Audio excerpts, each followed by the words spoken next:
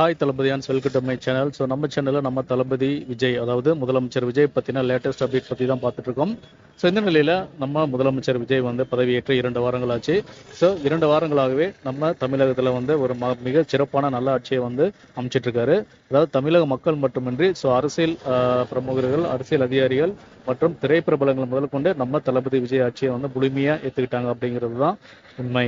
So இந்த நிலையில் நம்ம தளபதி விஜய் பல்வேறு அதிரடி சட்டங்களை பிறப்பிச்சு பல அதிரடி மாற்றங்களை தமிழ்நாட்டில் நடத்திட்டுருக்காரு. அதுவும் இந்திய அளவில் பேசப்படக்கூடிய அளவுக்கு மிகப்பெரிய ஒரு மாற்றத்தை அமைச்சிட்டு இருக்காரு. ஸோ இந்த நிலையில் எதிர்கட்சி தலைவரான உதயநிதி ஸ்டாலின் அவர்கள் நம்ம தளபதி கிட்ட ஒரு வேண்டுகோள் வச்சிருக்காரு.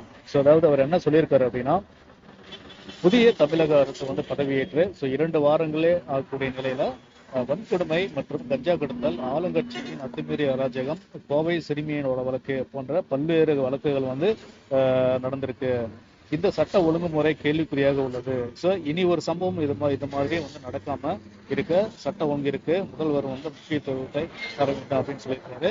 ஸோ அது மட்டும் இல்லாம இப்போ தமிழ்நாட்டில் மிகப்பெரிய அளவில் அதிர்ச்சிக்குண்டாக ஒரு விஷயம் என்ன அப்படின்னு பார்த்தீங்கன்னா, கோவையில் 10 வயது சிறுமி கடத்தி வன்கொடுமை செய்யப்பட்டு கொல்லப்பட்டிருக்காங்க.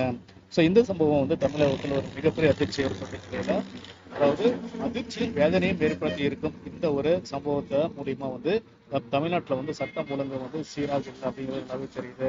ஸோ இந்த நிலையில உண்மையான குற்றவாளிகளை தீவிரமா கண்காணிச்சு அவங்கள கண்டுபிடிச்சு அவர்களுக்கு ஒரு மிக கடுமையான தண்டனையை கொடுக்கணும் அப்படின்னு நான் இந்த தமிழக அரசு கிட்ட நான் கேட்டுக்கிறேன் அப்படிங்கிற மாதிரி ஒரு வேண்டுகோள் மாதிரி அவர் உதயநிதி ஸ்டாலின் கேட்டிருக்காரு. இந்த வீடியோ பத்தின உங்களுடைய கருத்துக்களை கீழே கமெண்ட்ல கமெண்ட் பண்ணுங்க.